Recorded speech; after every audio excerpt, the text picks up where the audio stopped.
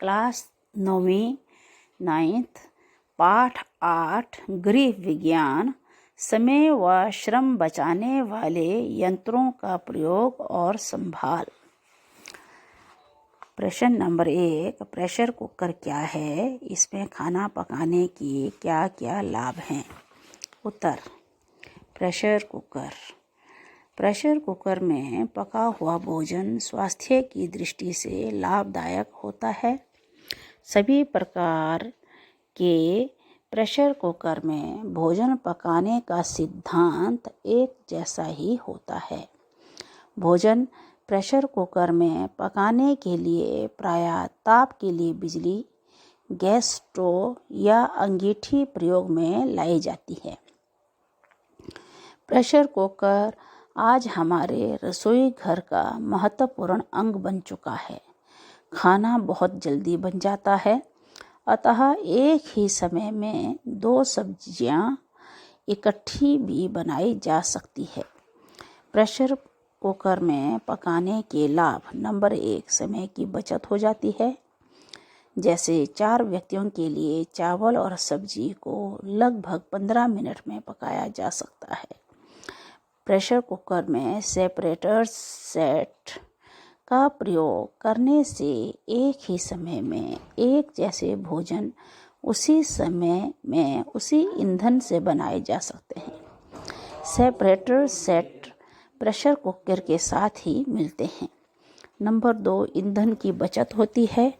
सामान्य भोजन बनाने से 1/4 भाप ईंधन का लगता है।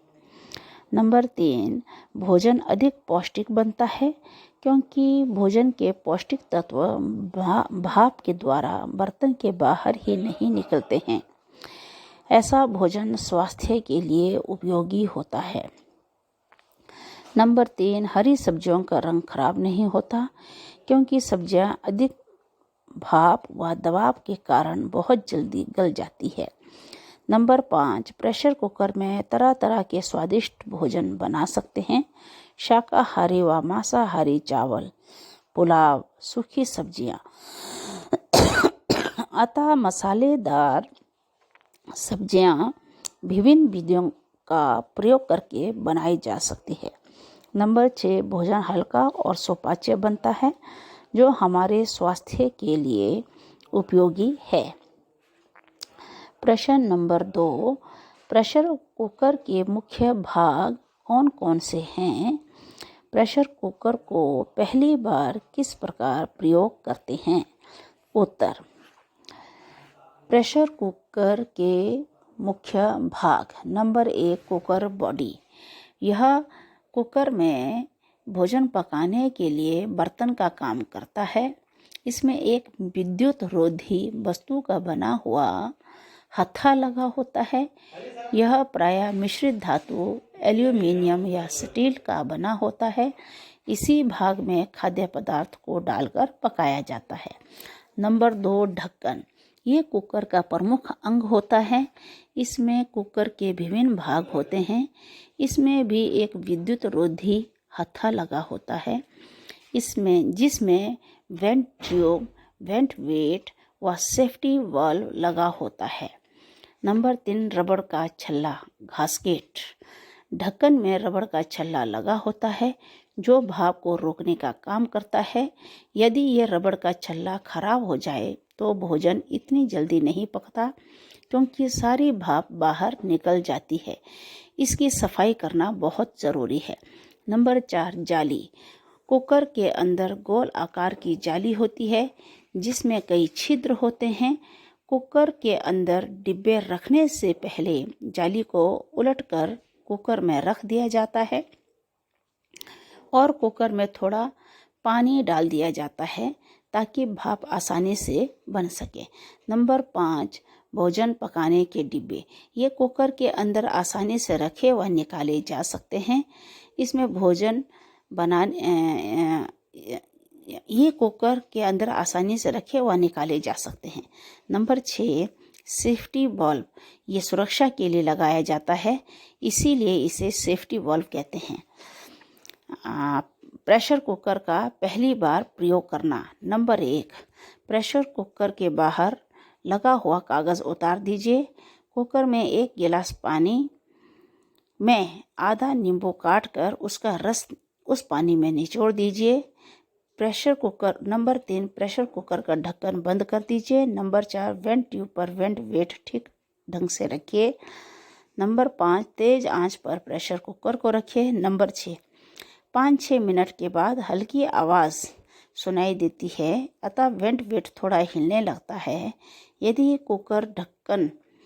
कुकर ठीक ढंग से बंद ना किया हुआ हो तो भाप किनारों से निकलने लगती है।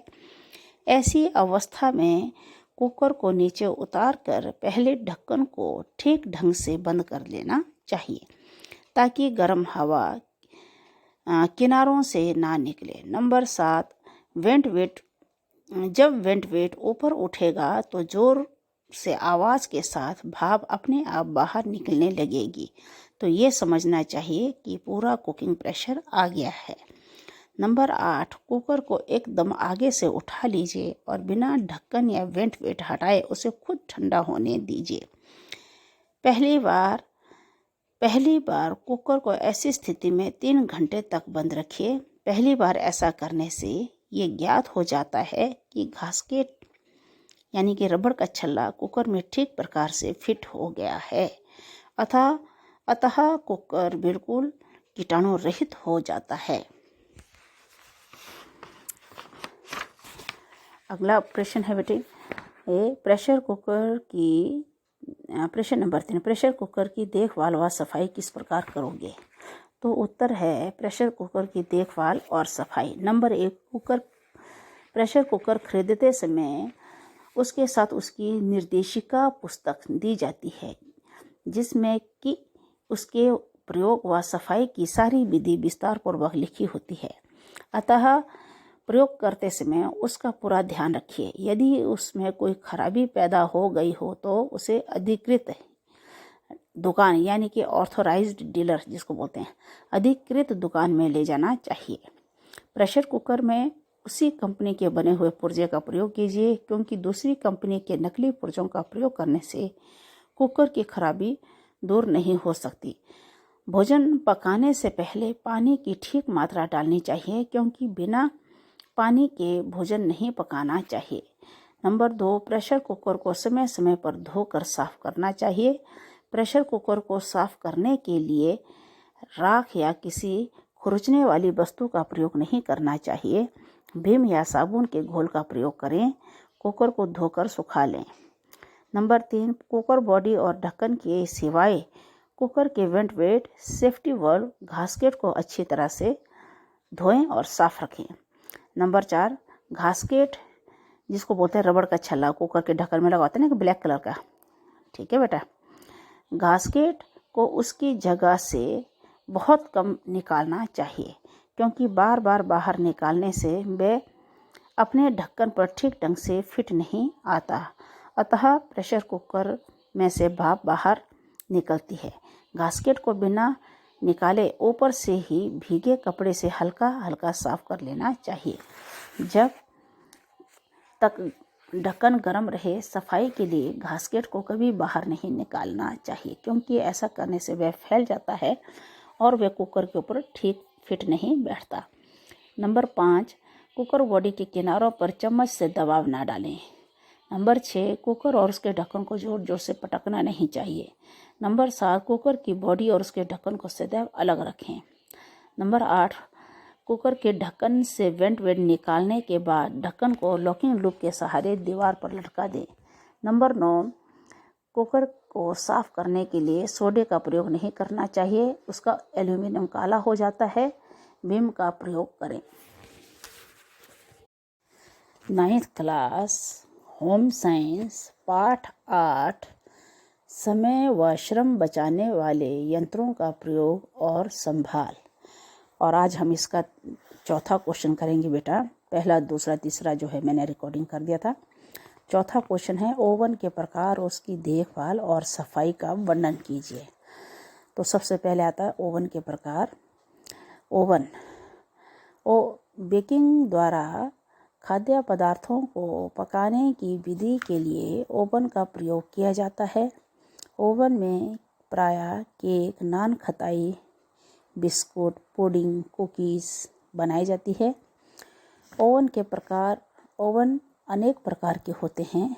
इनमें तार की कुंडली, कॉइल का एलिमेंट लगा होता है जो कि विद्युत धारा से गर्म होकर लाल हो जाता है और ओवन को गर्म करता है। तो ओवन के प्रकार हैं। ओवन 2 प्रकार के होते हैं। बिना बिजली का ओवन, यह ओवन अंगीठी, स्टोव या गैस के ऊपर रख कर प्रयोग किया जाता है। इन ओवनों में ताप को नियंत्रित करने का कोई प्रबंध नहीं होता। ओवन के अंदर 2 खाने बने होते हैं जिसमें केक, बिस्कुट की ट्रे रखी जाती है। ओवन के आकार भिन्न भिन्न होते हैं। वर्गाकार या चिलिमची के आकार वाले प्रायः प्रयोग में लाए जाते हैं। इन ओवनों में केक, बिस्कुट बनाते समय जल जाने का डर रहता है। यदि हम इसे बार बार खोल कर देखेंगे तो खाद्य पदार्थ ठीक ढंग से नहीं बनता।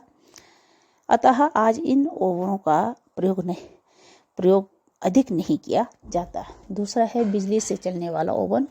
यह ओवन बिजली के द्वारा चलाया जाता है। ये भी 2 प्रकार के होते हैं। नंबर 1 बिजली का साधारण ओवन और दूसरा बिजली का स्वचालित ओवन। बिजली का स्वचालित ओवन। बिजली का जो साधारण ओवन होता है उसमें भी ताप का नियंत्रण नहीं होता, परंतु जो बिजली का स्वचालित ओवन ऑटोमेटिक होता है ये अधिक उपयोगी होता है क्योंकि इसमें ताप को कम या ज़्यादा किया जा सकता है। ओवन के ऊपर ढक्कन पर शीशा लगा होता है जो कि बेकिंग करते समय खाद्य पदार्थों को देखने के काम आता है। स्वचालित ओवन में ताप को घटाने या बढ़ाने के लिए स्विच लगे होते हैं। जिस तापमान पर वस्तु को पकानी हो उसे घुमाकर ठीक निशान पर लगा दिया जाता है। अपने आप ओवन गर्म हो जाता है क्योंकि उसमें एक बिजली का बल्ब जलने से पता चल जाता है कि ओवन गर्म है और उसमें ताप का संचार हो रहा है। अतः ये बल्ब अपने आप ही गर्म होकर बुझ जाता है और आवश्यकता पड़ने पर फिर से जलता है। यदि गलती से हम ओवन बुझाना भूल गए हों तो उसमें बेकिंग के लिए जो वस्तु रखी हुई है वह जलती नहीं है। बेकिंग करते समय यदि बिजली चली जाए तो भी पता चल जाता है कि बिजली है या नहीं क्योंकि बल्ब नहीं जलता। अब है ओवन का संभाल। आगे ओवन की संभाल। नंबर 1 बेकिंग करने के बाद जब ओवन ठंडा हो जाए तो उसे अच्छे ढंग से साफ पोंछ कर रख दें।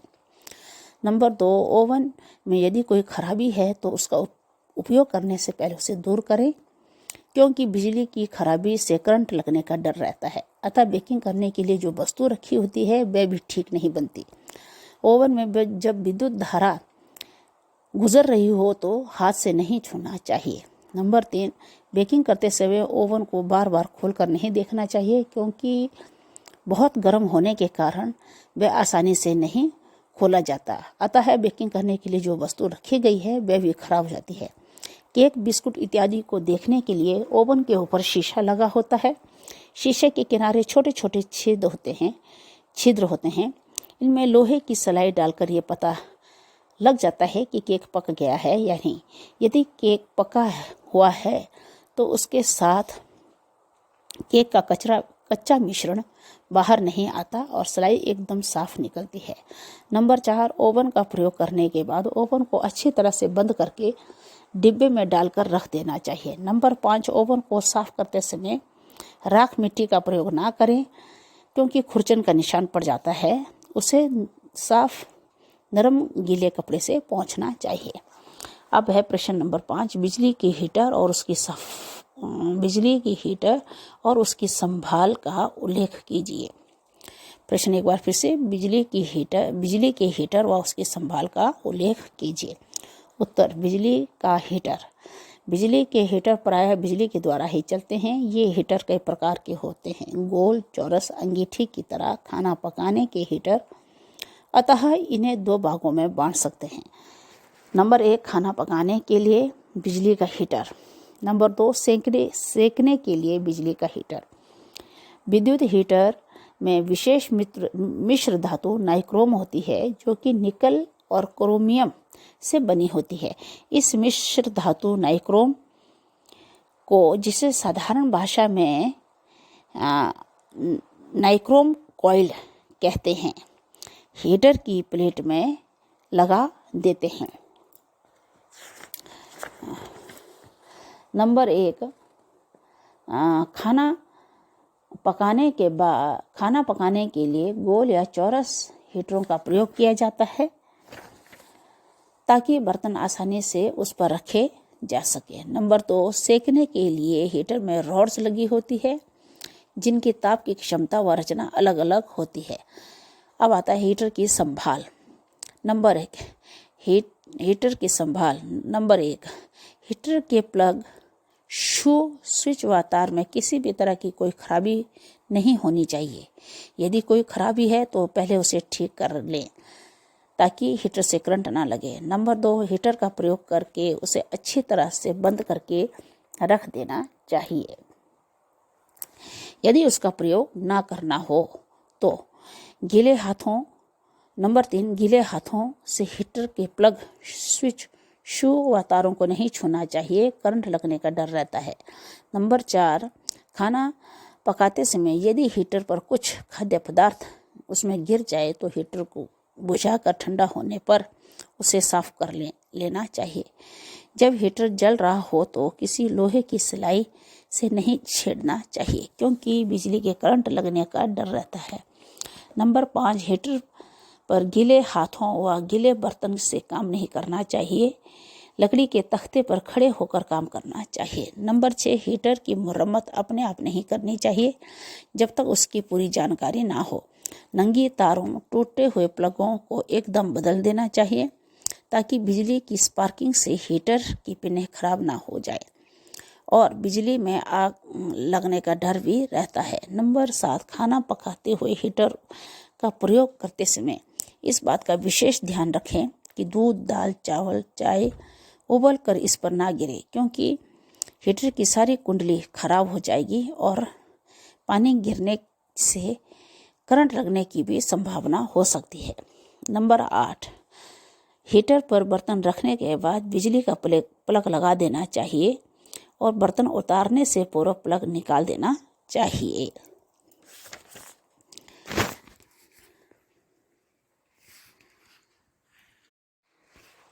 9th क्लास गृह विज्ञान पाठ 8 का अब आपका ये लास्ट क्वेश्चन है।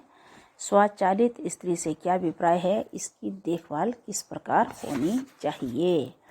तो उत्तर है स्वचालित प्रेस। स्वचालित प्रेस में ताप को नियंत्रित रखने के लिए एक रेगुलेटर लगा होता है जिस पर सूती, रेशमी, ऊनी व रेयन वस्त्र के नाम लिखे होते हैं। जिस कपड़े पर इस्त्री का या प्रेस करनी हो, रेगुलेटर को घुमाकर निर्देशक पर ठीक लगा लेते हैं। प्रेस उतनी ही गर्म होती है जितना कि ताप कपड़े के लिए आवश्यक है, अतः कपड़े जलते नहीं हैं। यदि गलती से प्रेस बुझाना भूल भी जाए तो उचित ताप जिस पर रेगुलेटर को लगाया गया है गर्म होकर अपने आप ही बुझ जाएगी। ऐसा करने से बिजली तो अवश्य नष्ट होती है परंतु कपड़े जलते नहीं हैं। स्वचालित प्रेस की देखभाल। नंबर 1, कपड़े पर प्रेस करते समय जिस प्रकार का कपड़ा हो, रेगुलेटर को घुमाकर प्रेस को ठीक स्थान पर रख लेना चाहिए ताकि ना तो प्रेस को कोई हानि पहुंचे और ना ही कपड़ा जले। नंबर 2, यदि प्रेस या उसके स्विच में कोई खराबी हो तो प्रेस करने से पहले उसके दोष को दूर कर लेना चाहिए क्योंकि प्रेस करते समय बिजली के करंट लगने का डर नहीं रहता है। नंबर 3, प्रेस करने के बाद प्रेस का स्विच प्लग से निकाल कर एक तरफ कर लेना चाहिए। अचानक बिजली के चले जाने से या फिर बिजली के आने से प्रेस जलती रहे तो बिजली का खर्च बढ़ेगा और आग लगने का भी डर रहता है। नंबर 4, प्रेस का प्रयोग करने से उस पर लिखे हुए निर्देशों को अच्छी तरह से पढ़ लेना चाहिए। इनका ठीक ढंग से पालन करना चाहिए। नंबर 5, प्रेस को साफ करने के लिए तेज धार वाले चाकू या छुरी से नहीं रगड़ना चाहिए। प्रेस में उससे निशान पड़ जाने का डर रहता है। नंबर 6, प्रेस को एक निश्चित स्थान पर ही रखना चाहिए। प्रेस को इधर उधर पटकने से वह गिरकर खराब भी हो सकती है। प्रेस को इधर उधर पटकने से वह गिरकर खराब भी हो सकती है, अतः उसकी संभाल बहुत अच्छे ढंग से करनी चाहिए। नंबर 7, भाप इस्त्री में कठोर जल का प्रयोग नहीं करना चाहिए, क्योंकि उसकी तह पर कठोर जल में घुले हुए लवण पानी की तह जमा देते हैं। फिर से बेटा इस क्वेश्चन को, भाप इस्त्री नंबर 7, भाप इस्त्री में कठोर जल का प्रयोग नहीं करना चाहिए, क्योंकि उसकी तह पर कठोर जल में घुले हुए लवण अपनी तह जमा लेते हैं। मैंने पहले अपनी की जगह पानी बोल दिया था ना बेटे। अपनी तह जमा लेते हैं और कुछ समय के पश्चात प्रेस खराब हो जाती है। इसलिए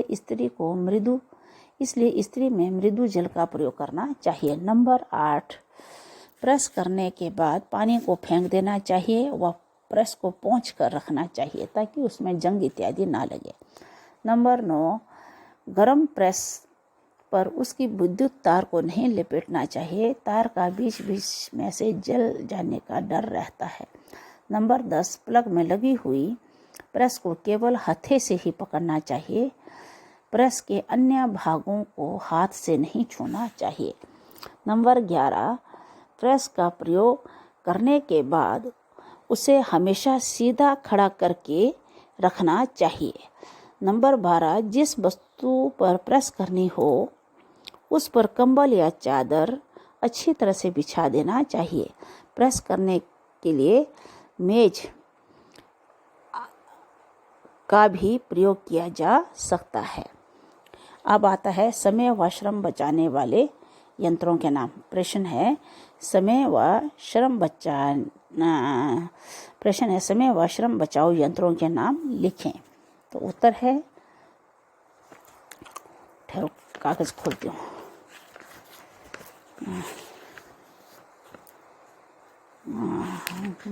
ये समय व श्रम बचाओ यंत्र निम्नलिखित है। Number 1, cooker. Number 2, coffee percolator. Number 3, बिजली की केतली। Number 4, toaster. नंबर 5, भोजन पकाने की रेंज। नंबर 6, विद्युत जल उबालक। नंबर 7, ग्राइंडर व मिक्सर। नंबर 8, बर्तन धोने की विद्युत मशीन। नंबर 9, विद्युत हीटर। नंबर 10, विद्युत stove. Number 11, gas. Number 12, refrigerator. Number 13, कपड़े धोने की मशीन। नंबर 14, विद्युत इस्त्री। Number 15, vacuum cleaner. Carpet sweeper. बस ये हैं। अगला क्वेश्चन इसमें बेटा अब कुछ भी नहीं है। अब आता है खाली स्थान भरो। खाली स्थान भरो। नंबर 1, हमारे रसोई घरों में डैश डैश व डैश डैश बचाने वाले यंत्रों के प्रयोग से काम करना अधिक सुविधाजनक हो गया है। समय व श्रम। नंबर 2, समय और श्रम बचाओ उपयोगी यंत्र आज के व्यस्त जीवन के लिए अधिक डैश डैश सिद्ध होते हैं उपयोगी। नंबर 3, प्रेशर कुकर से डैश डैश की बचत होती है ईंधन। Number 4, safety bulb dash dash के लिए लगाया जाता है सुरक्षा। नंबर 5, स्वचालित ओवन में ताप को घटाने बढ़ाने के लिए डैश डैश लगे होते हैं स्विच। नंबर 6, विद्युत हीटर में विशेष मिश्र धातु डैश डैश होती है नाइक्रोम। नंबर 7, स्वचालित प्रेस में ताप को नियंत्रण में रखने के लिए एक डैश डैश लगा होता है रेगुलेटर। भाप इस्त्री। नंबर 8, भाप इस्त्री में डैश डैश जल का प्रयोग नहीं करना चाहिए कठोर।